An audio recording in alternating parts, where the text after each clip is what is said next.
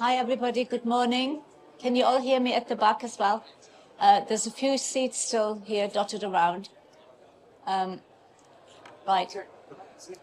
Okay. How many of you here have actually heard me speak before? Can I just check? Right. Okay.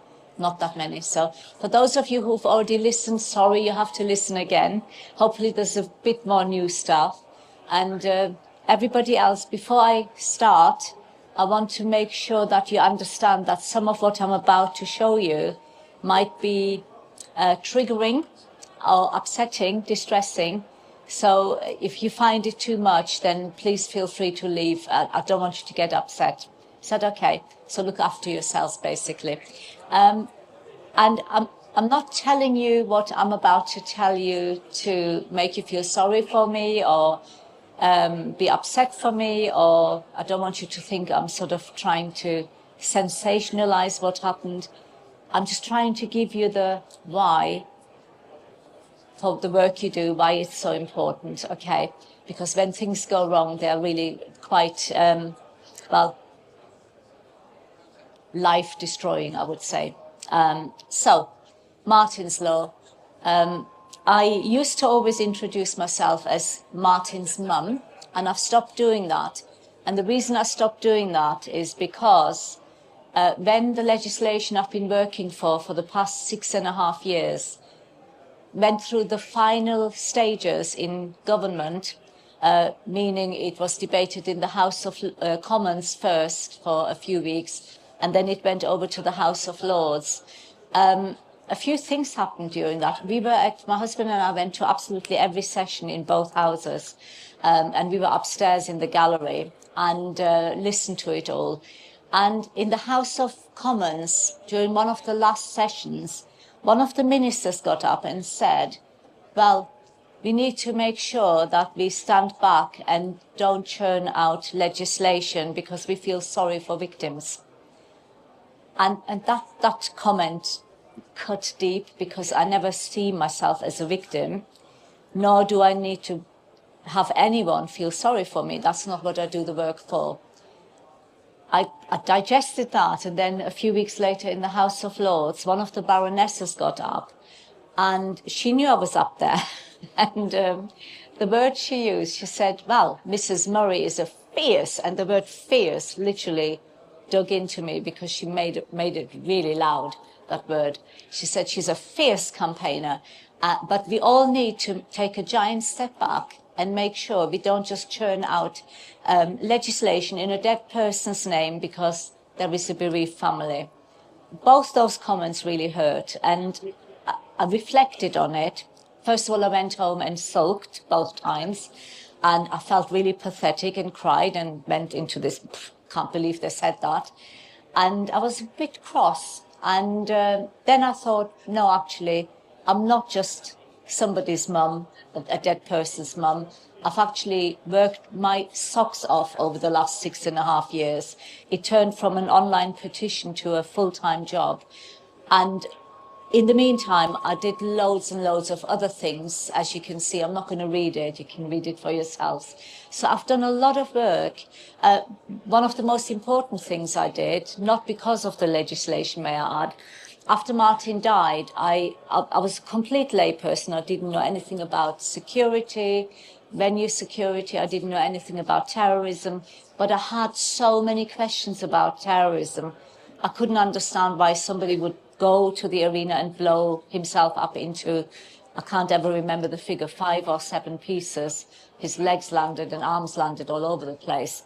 So I couldn't understand why he did that. But I didn't understand terrorism, who started it, why it's a thing, what they want, what the motivation or the ideology was. I didn't even know what the word ideology means at the time. So many questions I had.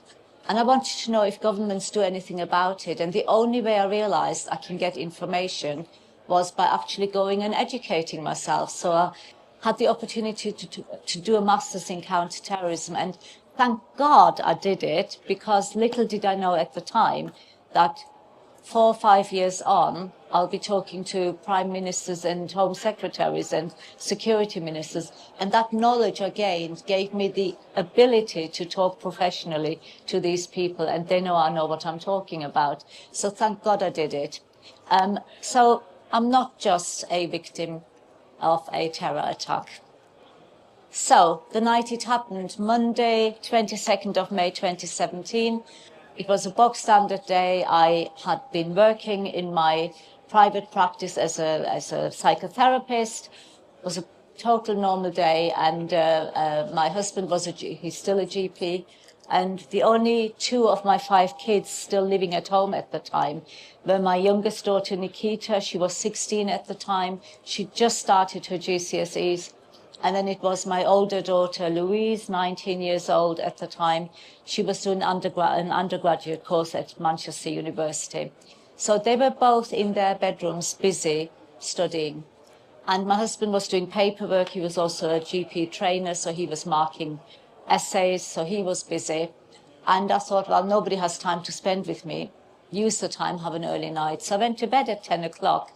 And Martyn at the time lived in a flat that we owned 1.5 miles down the road with his flatmate Hannah and his cat Emily Bishop. So I thought he's at home packing for a trip to America that he was meant to go on 2 days later for 2 months backpacking. And I must have fallen asleep instantly, but I'm a light sleeper, and I became aware somebody's in the bedroom. And when I opened my eyes, it was my 19-year-old daughter, Louise, with my mobile phone in her hand. And that became an instant irritation because I don't like people touching my phone. It was also my alarm clock, and I was annoyed that she woke me up, to be honest. So I said, what are you doing with my phone? And she said, Mum, I'm so sorry, I didn't mean to wake you, but I just wanted to check if Martyn tried to phone you or ring you, or text you. And I said, why would he do that? Looked at the clock, it was about 10 to 11. And I said, why would he ring me at this time of night? And she said, well, he's been out with his mates at a gig, and there's been an incident and they can't find him. They're all out together, but they can't find him. So by that time I was sat up in bed, totally wide awake. So I said, what do you mean by incidents, Louise? And she took 2 steps back, nearly burst out crying and said, Mum, there's been an explosion. She hadn't even finished the word explosion. I leapt out of bed, ran past her, ran down the stairs, and she followed me with my phone. And my husband was in the lounge just watching the news flash about the attack. At that time, people didn't know it was an attack. There was not much news. It was just people running and screaming. And I pointed at the TV. I said, Martyn is there, and his mates are out. They can't find him. And he said, oh, Figen, don't worry.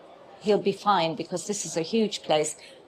It holds over 20,000 people. The chances of him being harmed are very slim. And you know what he's like. He always leaves concerts early. So don't worry about him. He'll be at the gay village ordering drinks for his mates. He always did leave early at concerts, but that night he didn't. And I'm not even allowing my brain to go to why didn't he that night. It just is what it is. So he said, look, he'll charge his phone tomorrow. His phone will be out of charge. You know how chaotic he is. You'll ring tomorrow and you'll be fine. And he said, I'm gonna go to bed now, and don't worry, just don't worry about him. He genuinely wasn't worried. But I think part of him maybe was subconsciously, and he stored up sleep. Who knows? But so Louise and I were sat up watching the news. She was scouring the internet for information, and his friends kept carrying on phoning us, became more and more upset. Every time they phoned us, we could hear more and more sirens, so we knew whatever it is, it's big. And probably about 45 minutes after the attack, the explosion was at 22:31. Probably about 16, 17 minutes past 11, I had this weird sensation in the pit of my stomach. My stomach just lurched, and it felt like somebody just hit it gently. And I said, oh, my goodness. And Louise said, what's the matter? And I said, I don't know, Louise, but something weird is going on, because sorry, not me. I suddenly can't hear Martyn, feel Martyn. I said, it's like there is complete radio silence. I said, it feels like he's not even on the planet anymore. There's nothingness. And I have to add that Martyn was always, always on my mind. Not because out of my 5 children, I prefer him. I don't have favorite children, I promise you. He was my pain in the ass child. He really was. There was always, always an issue, and he always came to me to solve the problem. You know, he was gay, as if there are not enough gay men in Manchester. He arranged daft things like a blind date in bloody Rome. But that's what he did, and then he'd get his wallet stolen and rings me. It's stuff like that he did all the time, so I was always trying to solve an issue for him. So he was always on my mind, but it just that night, just completely, there was nothingness. And then I looked at Louise and I said, you know what, Louise, your brother is dead. That's why I can't feel him anymore. He's gone. And if she burst out crying, and I said, I'm telling you, he is dead. And unfortunately, 24 hours later, that was confirmed. So these are all the people who died alongside Martyn. Little Safi Roussos, she was 8 years old. She would have been 16 this year. This gentleman and this lady, husband and wife, they were there to pick up their 2 daughters. The daughters were okay. Husband and wife died. These 2 were about to move in together. They were work colleagues but fell in love. They were about to set up home together. They both died next to each other. This girl, Georgina, she was 18. She was supposed to start a midwifery degree. Never happened. I could tell you stories about each one of us. This lady had 6 children under 10. So it's, you know, each picture is a story of a broken family, because once you're hit with terrorism, there is absolutely, your family is destroyed forever. And that's why this is all so important. So this is not Martyn, may I add, but 6 days after the attack, we were allowed to go and see Martyn at the morgue. I didn't want to go at first, but I decided last minute to go because I realized it might be the last time I see him. And this is what I expected. I fully expected to go to the morgue, stand behind a glass window or door, and he is on a metal table, wrapped with a sheet, toe tag, and a lab technician is going to lift the head bit and I say yes or no. I thought we were asked to go to identify him, but that was not the case. And the reason that was not the case is at the Hillsborough disaster, this is what the families got. They saw their dead one under a sheet where they just saw the head bit to identify the body. Because in those days, bodies in morgues were seen as police evidence at the Hillsborough, and that's why that's all they were allowed to see. They were not allowed to tamper with evidence. Because of that inquiry, we had a different experience. So what they did for us is they set up a room that was set up like a private hospital room, and we were greeted by bereavement nurses. They made us tea and coffee, and then after 10 minutes they said, we'll take you down. So the bereavement nurses went into a little side room with a window, and they said, we will be in here to watch you, to make sure you are okay. If you're uncomfortable, we'll take you out. And she said, go in there, he's all yours, touch him, kiss him, hug him, sing to him if you want, do what you want, take as long as you want, don't rush, just go in. And they went in, and my husband and I went into the room, and the first thing that hit me is it was room temperature.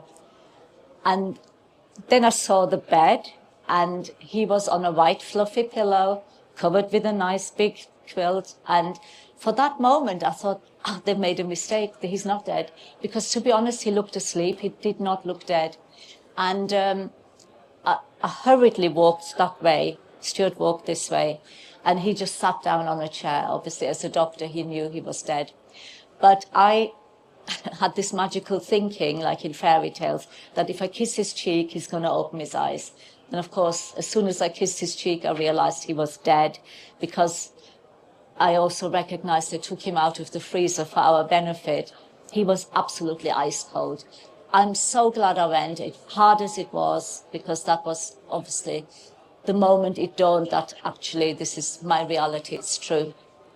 So, as I said, he was gay and he wanted to go out like a diva. He wanted 2 white horses, he wanted a white coach, and he wanted feather boas, he wanted everybody to be dressed black with something fabulous. He wanted it to be a happy occasion, and he had 2 playlists. And he also told us he wants to be cremated, which was a big relief to know what to do. He had 2 playlists, one with the songs he wanted, and the other one was headed, "Don't you dare play these." And the reason we know this is he always used to say, for years, he used to say to us, "I'm not going to see my 30th birthday." He died at the age of 29 and a half. He also used to always say, "I'm going to die a spectacular death." Can't get more spectacular than how he died. And a friend of his told us, he's got his funeral arrangements on his laptop. That's why we know everything that he wanted. And I'm so, so grateful that he actually did that for us, because that was a big decision. This guy here in the back of the horses, that's his older brother, Daniel. I don't even want to think what went through his head in that moment. So, Emily Bishop, his cat, of course, he was a massive Coronation Street fan. So, needless to say, his cat was called Emily Bishop after one of his favorite characters. So, she was absolutely in love with Martyn and vice versa. They were inseparable. After Martyn died, she was very upset. She would not come out from under his bed. She was really, really distressed. She wouldn't eat, she wouldn't drink. And exactly 3 weeks later, she was dead on her cat bed. And we were obviously very upset, took her to the vet, and the lady knew who we were. And she said, "Look, because of the poor positioning of her paws and the facial expression, this cat did not die in discomfort or pain. She chose not to wake up." She said, "This cat died of a broken heart." And that's the 2 of them next to each other at home. And it's kind of comforting to have them next to each other. So, 22:31, time of the explosion. It's 8 years and about 3 months or so now. I still to this day can't go to sleep or dare not go to bed before at least 11 o'clock. And I can't even tell you how many hours of therapy I had, and it doesn't make any difference whatsoever. I still feel ashamed and really guilty as a mum in particular that I was fast asleep in bed whilst one of my 5 children was on a stone floor, slowly dying, and I wasn't there to save him. And the other irrational reason I can't go to sleep earlier is because I have this thought that if I go to bed before 11 again, another one of my children might die and I might not save that person either. So totally irrational, but it's the way it is. And I also have to take melatonin from America, and I have my small number of drug dealers who go on holiday to America and they bring me them back. It's actually quite okay to buy them in supermarkets there. So Katie Melua, I need to contact her when I finally get a minute, because actually it's her fault Martyn's Law exists, okay? So in the first year after Martyn died, my children bought my husband, as a Father's Day gift, some concert tickets from Katie Melua. She is not my cup of tea, may I add. After 3 songs, I've had enough. But my husband really likes her. So it was a Father's Day gift in the June that year, but the concert was 2nd of December that year in 2018. So December 2018 is 18 months after the arena attack in Manchester. So we went and walked in. Stuart gets his tickets out. Staff looked at us and then turned away and carried on talking. Nobody checked our entrance tickets, nor any bags. And I even changed my big handbag into this handbag to make the bag search easy, my smallest handbag. And nobody cared. So during the concert, obviously the music was loud and Stuart couldn't hear me.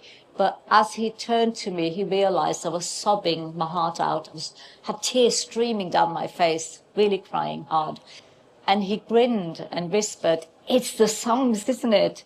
And I whispered back saying, "I'm not even listening to the stupid songs." So he said, "Why are you crying?" And I said, "Because nobody searched my bag."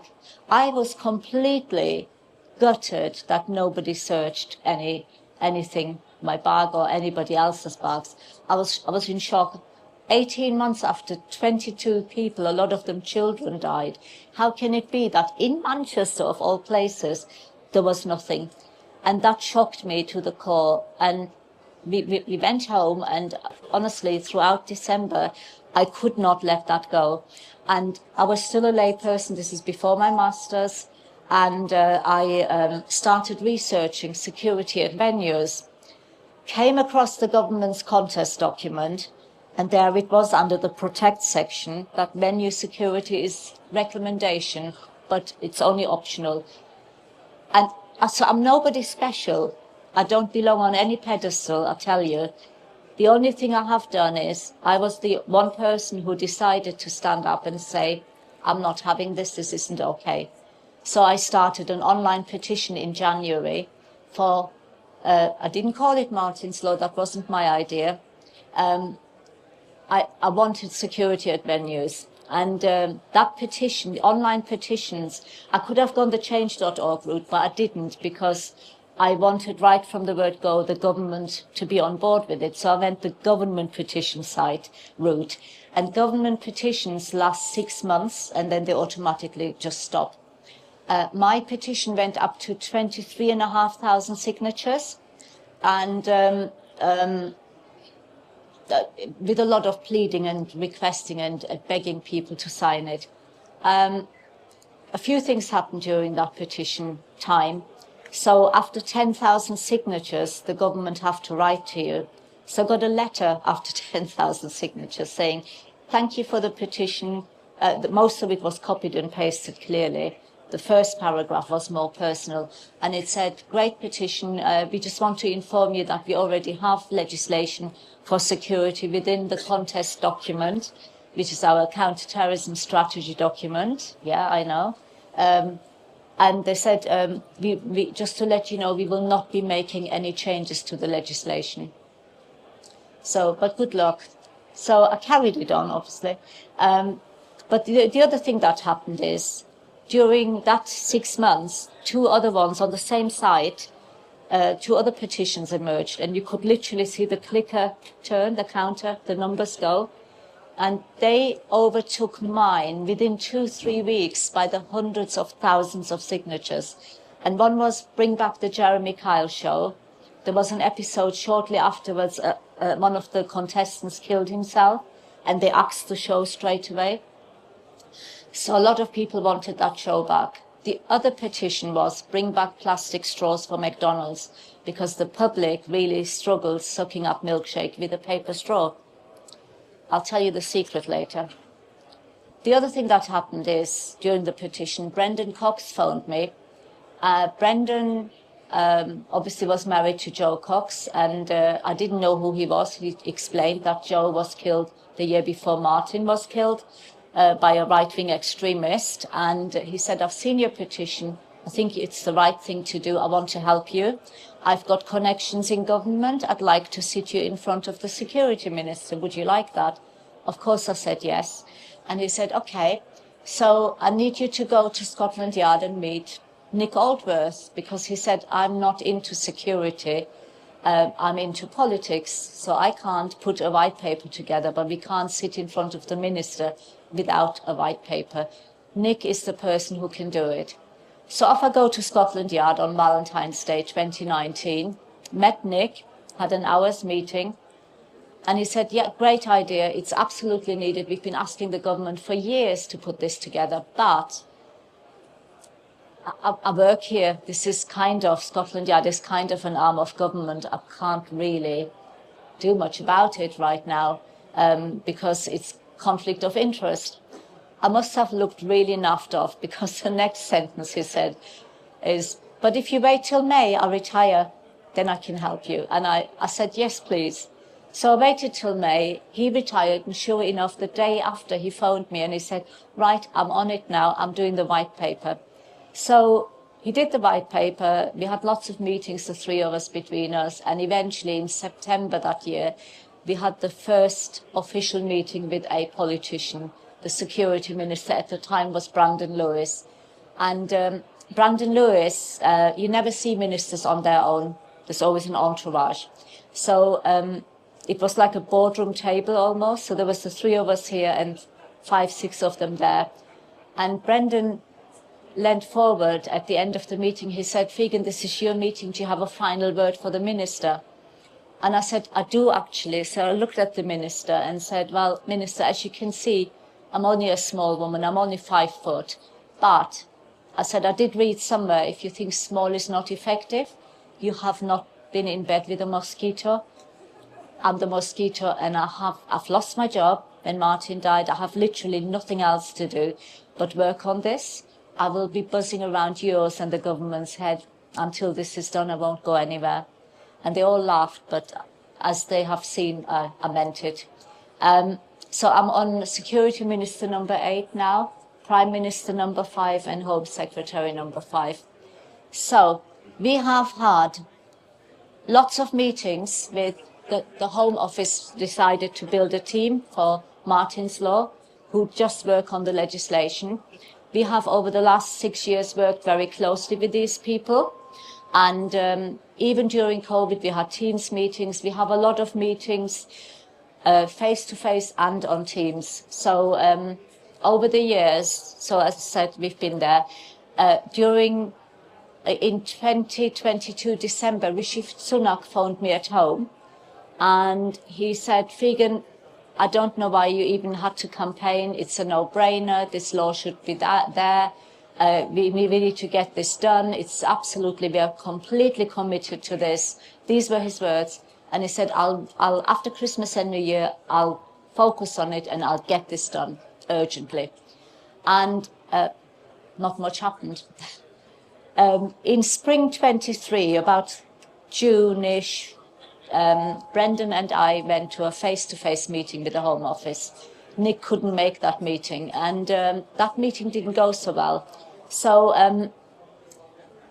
outside, Brendan said, what do you reckon? And I said, well, I'm really not impressed. I said, they're backpedaling, they're slowing things down, they're putting obstacles in our way. I'm really unhappy about it. You know, I feel like doing a protest march from Manchester to London to show them I mean business and take the media in tow, by which time I had the media on my side. And the media would have loved to do that.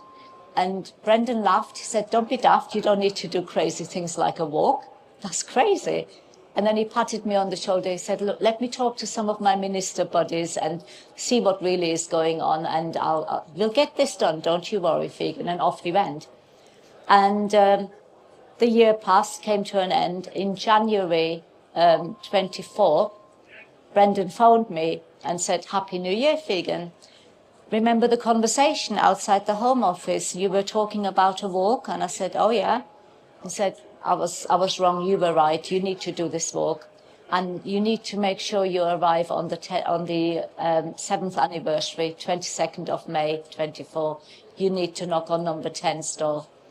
And I told my husband, and he said, okay, that means we need to train for it. You can't just walk all the way to number 10 without training. We're both unfit people.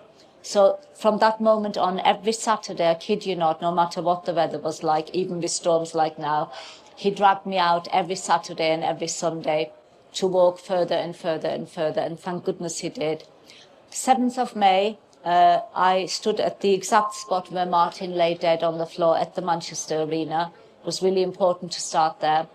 And we walked 16 days without a day off. We walked 6 to 8 hours a day. I did about 50,000 steps per day.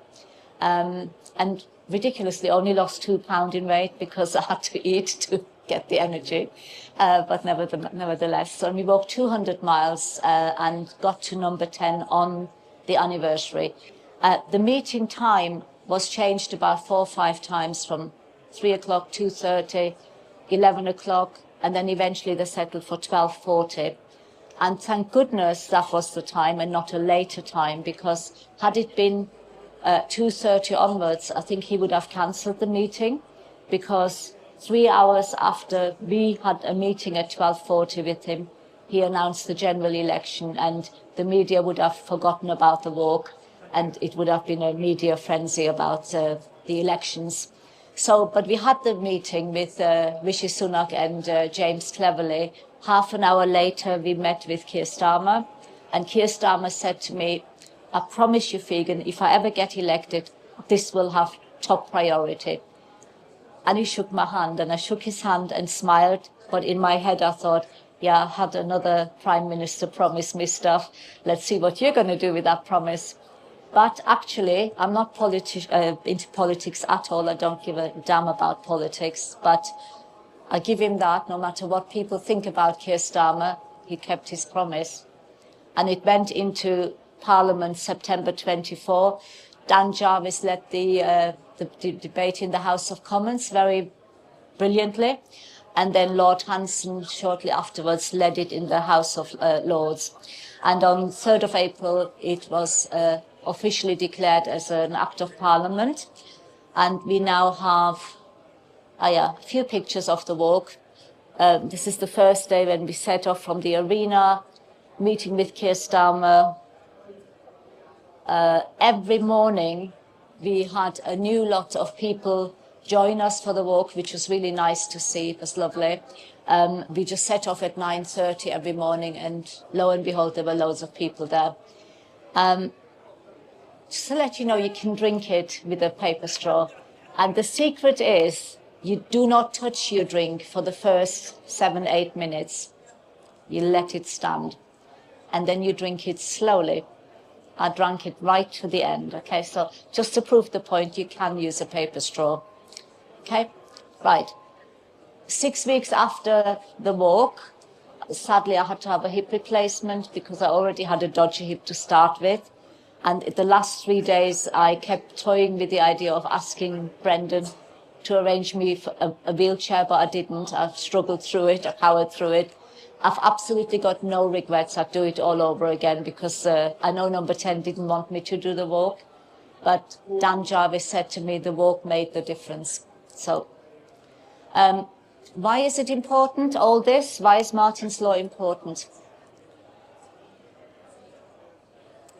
It's because up to 2014, we've heard about the IRA. Obviously, everybody knows the IRA, but they were never into mass casualties at all. They just want to make political points, still to this day.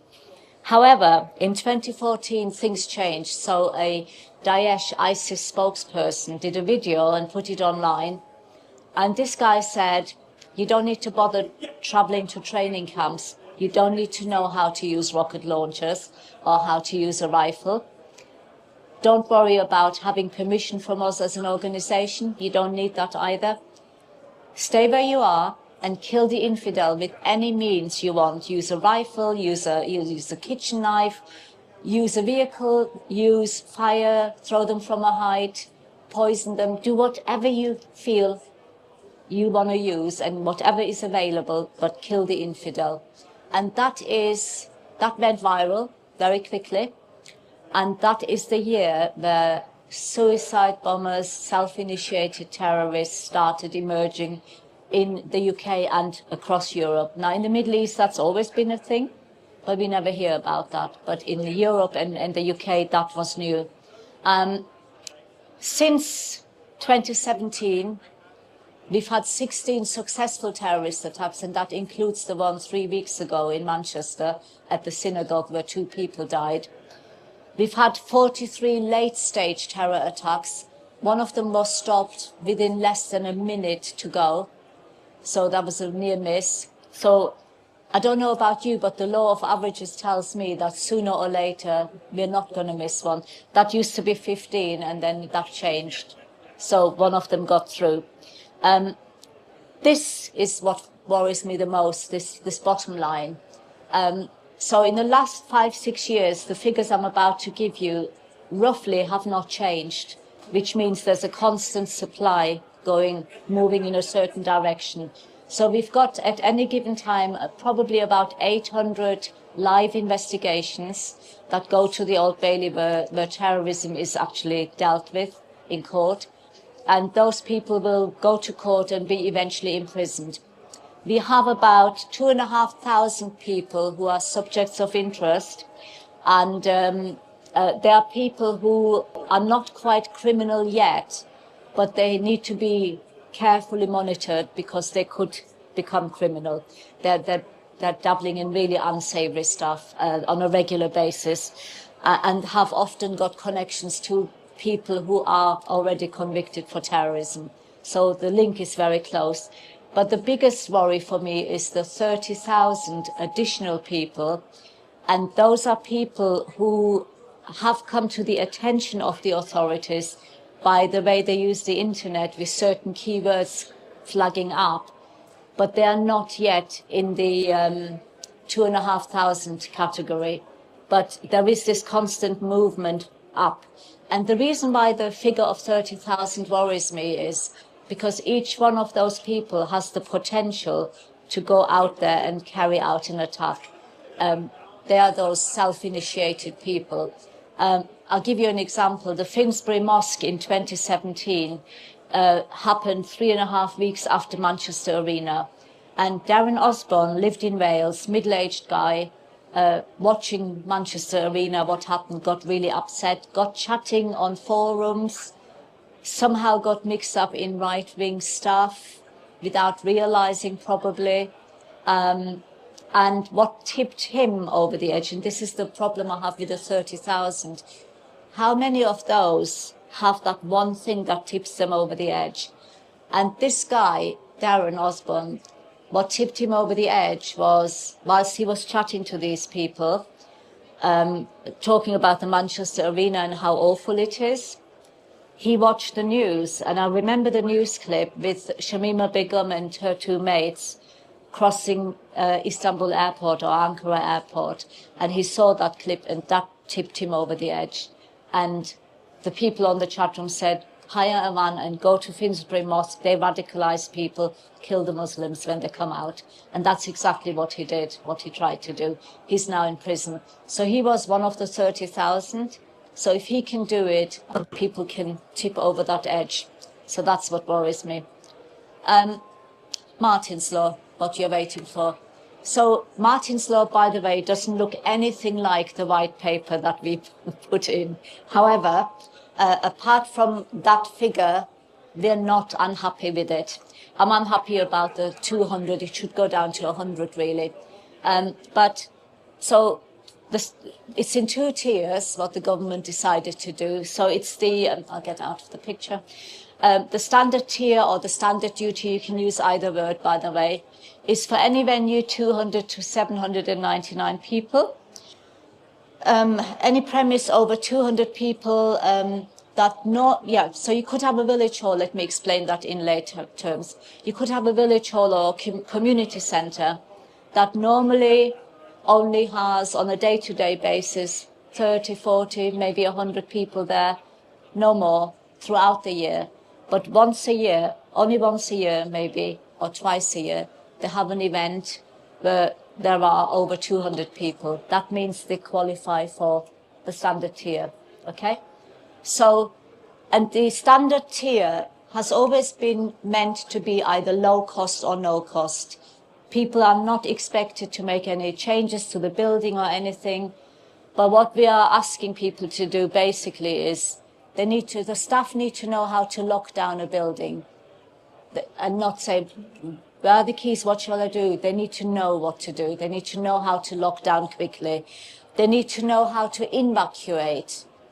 That means if the danger is right outside the door, where do people hide? What are you going to do with all those people? So you need to know how to evacuate safely and get out of the vision of the terrorists who might be looking in. If the danger comes in, you obviously need to safely evacuate people. And most importantly, whatever happens, you need to communicate with staff members, guests, customers, but also outside authorities to let them know something is happening and you need help. So those are the 4 things you really need to have in that tier. And so, as I said, there are measures designed to be low cost or no cost. The enhanced duty tier is for any venue 800 and above. They need to do all of that, but in addition, they have to put measures in place to stop a terror attack from happening in the first place. And they need to do risk assessments, threat assessment as well, because if you have, for instance, a building where you have to have a few steps to go up, the entrance is a few steps up. Obviously, one of the risks is that you can ignore is a vehicle attack, because the vehicle can't enter because they can't go upstairs. So be realistic about your threat picture, first of all, before you do your risk assessment. You need to have documentation, and that's important because the SIA will be the regulator, and they may just turn up and say, where's your documentation? What measures do you have in place? You need to be able to document. More importantly, if something did happen and you go to an inquiry, the barristers will have a field day if you can't produce your paperwork. So you need to have good CCTV provision, and you need to decide whether you do back searches or you have metal arches or whatever. And that'll vary from place to place.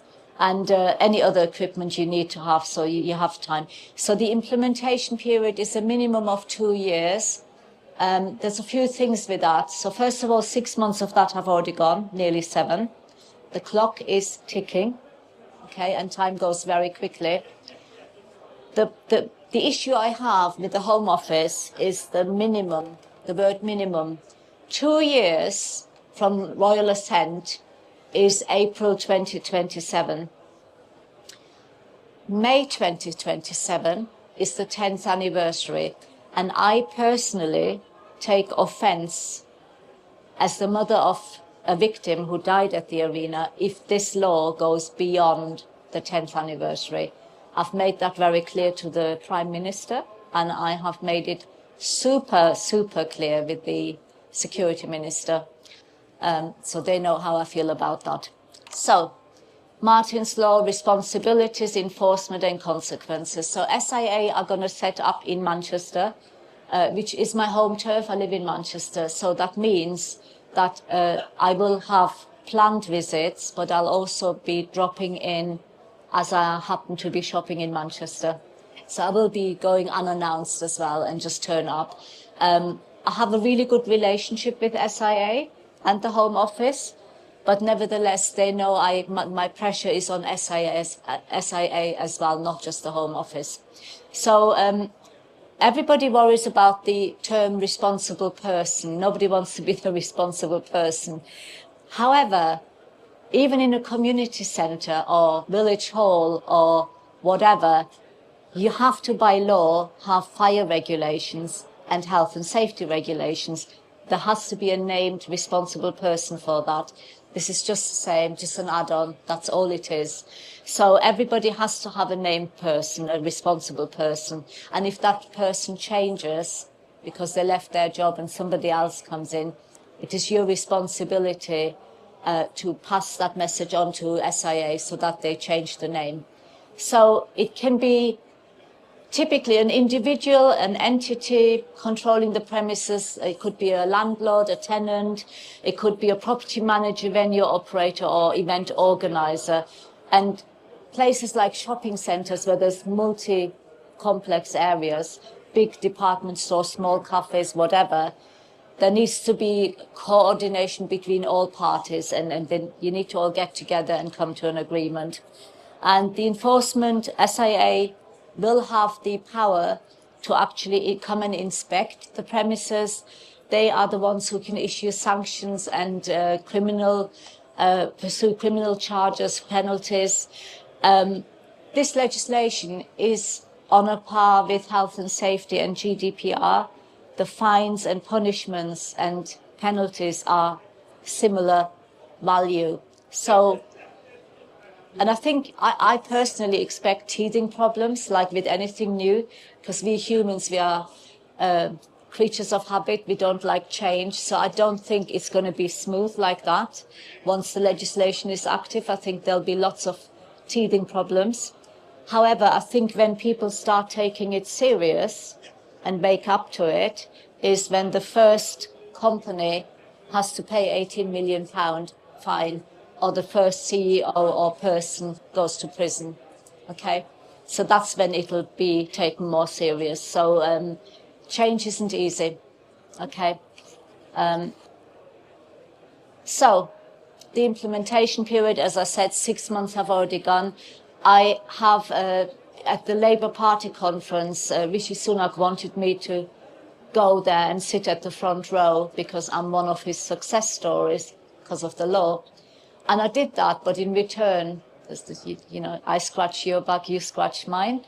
I wanted a little meeting with him, so I was allowed 4 minutes with him. That doesn't sound a lot, but meeting the Prime Minister for 4 minutes is a big deal, because that gave me the time to say to him, he said, how is it going with the law, the legislation? Is it okay? And I said, it's going fine, but it's slow. The implementation period is a bit long and slow. I need this to be done and dusted by the 10th anniversary. It can't go beyond that. And he said, yeah, quite right, you're right. So, and Dan Jarvis, the security minister, I had 2 meetings with him during the Labour conference. And I made it very, very clear. And since the Labour conference, Dan Jarvis already had 2 letters from me. And I said to him, I really like you as a security minister, you're brilliant, but I'm still a campaigner and I'm going to have to carry on keeping the pressure up publicly. I hope you don't mind, it's nothing personal. And he laughed and he said, yeah, I get it, of course you do. So he knows I'm going to carry on publicly pressurising, because I need this to be done by the 10th anniversary. So unfortunately what's happening is that there's lots of stuff happening that is out of my control. And of course, people will make money off Martyn's Law like they did with health and safety and GDPR, that's fine. And I don't mind that. But what I do not like is when people, and if you Google Martyn's Law training, there's lots and lots of companies out there who offer all sorts of stuff, products, apps, loads of stuff. And my picture is on them, and my son's picture is on them. And first of all, there are some pictures I haven't even seen of Martyn. I don't know where they get them from. But nobody asked me for permission. But worse still, when my picture is on any of that stuff, it could be misconstrued in different ways. It could mean that I endorse the product, which I don't. I do not endorse anyone. I can't. Even if I like the product, I can't, because if I do it for one, everybody will want me to do it. So I do not categorically endorse things. The other problem is, if my picture is on there, it could be misconstrued as me being associated with that organization, and worse still, that I financially profit, and I don't. I have nothing to do with them. I sought legal advice. It would cost me thousands of pounds to stop all this, and I'm not prepared to do it, to pay any money for it. So I put a video on LinkedIn and said, I'll give this back to the security industry to tell each other off.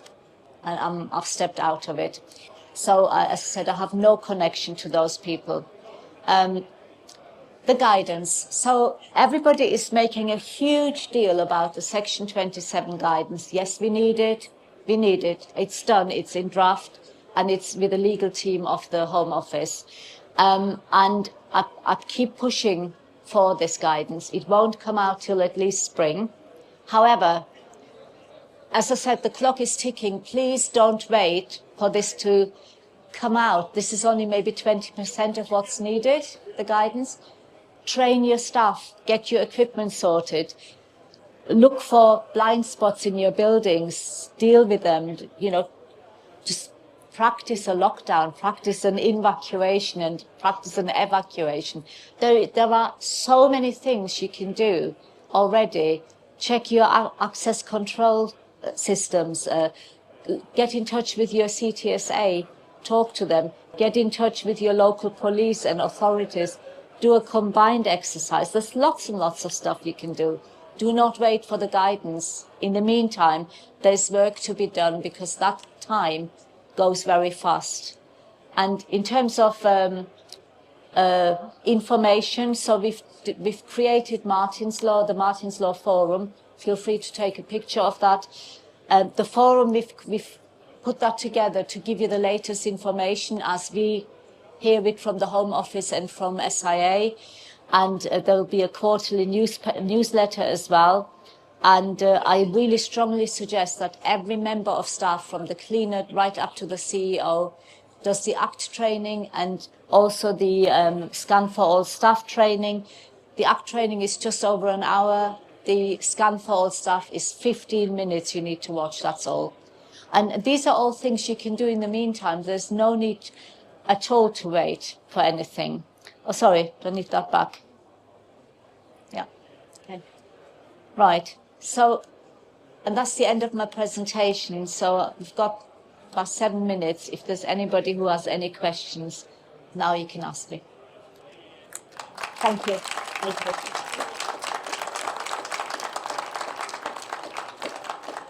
Anyone, any questions?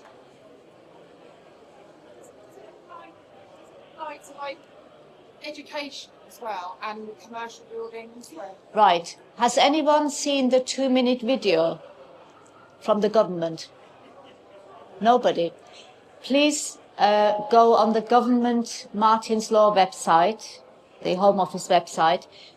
They issued about 2 months ago. They issued a video that tells you exactly what's in scope on which tier.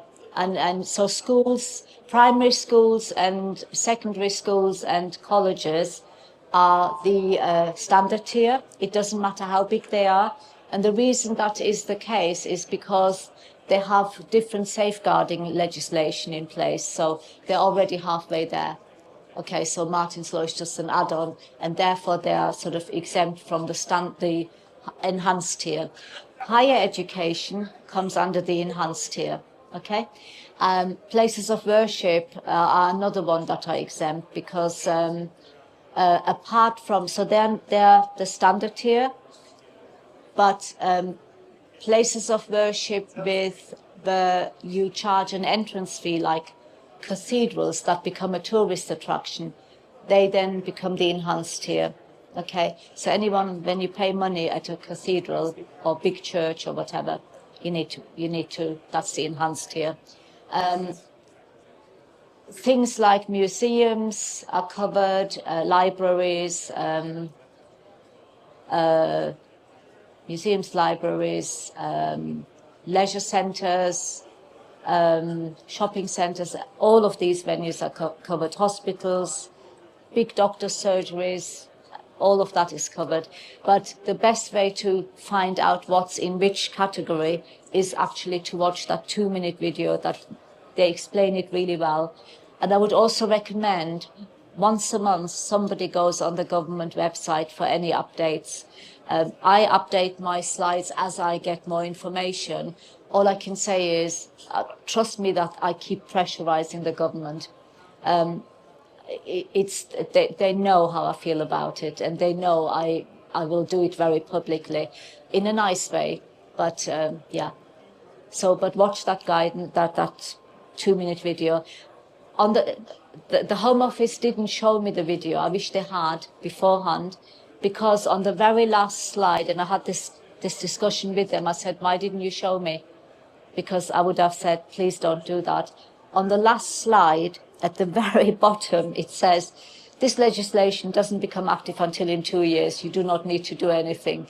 And I'm thinking how idiotic a thing to put there, because time goes very quickly. And I don't want anybody to come to the 2 years and then say, oh, now it's an active law, what do we do? It's too late by then. You need to be seen to do it now. Prepare now. At the end of the 2 years, is it the SIA or the SIA. Will they be sending in like task force to do venue? Is that Well, do you know what? They're not punitive. They're going to be very gentle. And it's not that the SIA is going to come to your venue and say, oh, you haven't done this, you haven't done that. You must, we're going to slap a fine on you. They're not going to do that. They're going to say, oh, you need to do more work on this and you need to rectify this and you need to look at that and improve this. We will come back in 3 months. If in 3 months nothing's changed, then you'll get fined or sanctioned. Yeah, and it, between now and when it's done active, the government, the Home Office run webinars, workshops, roadshows. They go up and down the country doing that. So look it up and see if there's a roadshow near you or a webinar you can attend. So the government are trying to inform people, the industry, the sector, bit by bit, as they can, and the SIA the same. They're going to do the same. What else did I want to say? So I think it's really important you look at that. They're not going to immediately punish people. It is literally just when people are told you need to do something, and when they go back and it's not done, then you have a problem. Any other questions? Will the SIA be fined if they're not abiding by it? Right, that's a good question. Nobody's asked me that yet. Yeah. The reason for it is Yeah. we deal with lots of SIA Yeah. big companies, and I've got all my SIA badges. One of the things is a lot of people failed, but the body is literally unchecking their staff, they don't get an SIA badges given to them, Right. even though they failed. Right. Okay. Are you talking about the SIA training? Yeah. Yeah. The SIA training is improving. They're working on it. That's all I can say. I'm not SIA. I know they have not got the best reputation. They are working on it. They're trying to rectify things. The Martyn's Law thing is separate from the license thing, obviously. But I know for a fact that they're doing a lot of work behind the scenes to improve that and to stop. And they're actually, although they don't advertise the fact, they are actually sanctioning and closing training centres down that are seen unscrupulous. They do just turn up and unannounced to training courses. And if they're not up to standard, they do sanction them and close them, and even criminally prosecute some of them. So I know they are doing the work. Because you've got the ACS ability to do it properly. Yeah, yeah. It's like now in the industry, and it's dying. We deal with the biggest SIA company in England. Yeah. And he said the enacted are now not going on to the SIA courses, can't even speak English on the SIA course, which is part of the course. Yeah. And people are leaving because the government have changed it all now that you've got to be PAYE as an SIA person. Right. So people who were doing it as foreman for many years, as a cash job for a long time when they had a full-time job, are now being charged 40%. So the decent SIA people are now leaving the industry. Okay. That's something you need to take up with the SIA directly, unfortunately. This is kind of not immediately related to, it is related, but not directly related with setting up Martyn's Law as a regulator. But I think as an outsider coming into the security sector, I felt for a long time the whole security industry is not regulated well enough. And there are organizations actually working, apart from SIA, working on trying to regulate the industry better and putting better standards on so that people who are door supervisors and other security people, that they are getting better pay, better working conditions, and all those things, better training, standardized training. Yeah. So, yeah, it needs to happen. It needs to be better regulated, but that's probably going to take time. And it's a shame, like you say, that good people are being lost in the process. But yeah, it is what it is. SIA is what it is. So hopefully it'll improve. Yeah. Thank you. Yeah. I have heard you mention Protect UK. Is Yeah. endorse? I can't. Do you endorse them? Protect UK? Well, that's the government, well, it's police and government, isn't it? They're the website that do the act training and the scan for all staff training. Nothing is perfect, but it's good because there's lots of free training. Yeah, it's got all the free training that, you know, people are charging lots of money for the training and you get it free there. One thing I'm worried about, first thing that you see when you land on the e-learning page, Yeah, they talk about the app. yeah. The app's closed, yeah. The app has closed. Somebody said that they may be. No, they won't. No.